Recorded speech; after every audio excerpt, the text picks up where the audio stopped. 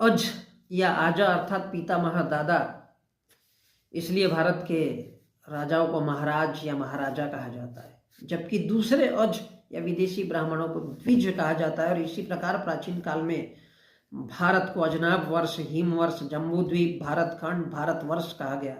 फिर ब्राह्मण आए, उन्होंने आर्यव्रत नाम रखा। मुस्लिम भारत में आए, हिंदुस्तान और हिंद नाम रखा। अंग्रेज आए, इंडिया नाम हुआ।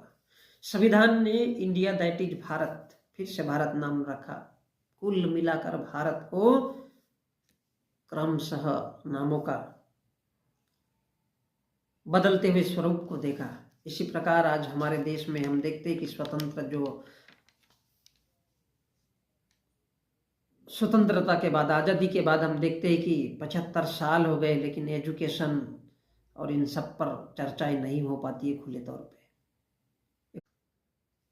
अज या आजा अर्थात पितामह दादा, इसलिए भारत के राजाओं को महाराज या महाराजा कहा जाता है, जबकि दूसरे अज या विदेशी ब्राह्मणों को द्विज कहा जाता है। और इसी प्रकार प्राचीन काल में भारत को अजनाब वर्ष, हिमवर्ष, जम्बूद्वीप, भारतखंड, भारतवर्ष कहा गया। फिर ब्राह्मण आए, उन्होंने आर्यव्रत नाम रखा। मुस्लिम भारत में आए, हिंदुस्तान और हिंद नाम रखा। अंग्रेज आए, इंडिया नाम हुआ। संविधान ने इंडिया दैट इज भारत, फिर से भारत नाम रखा। कुल मिलाकर भारत को क्रमशः नामों का बदलते हुए स्वरूप को देखा। इसी प्रकार आज हमारे देश में हम देखते हैं कि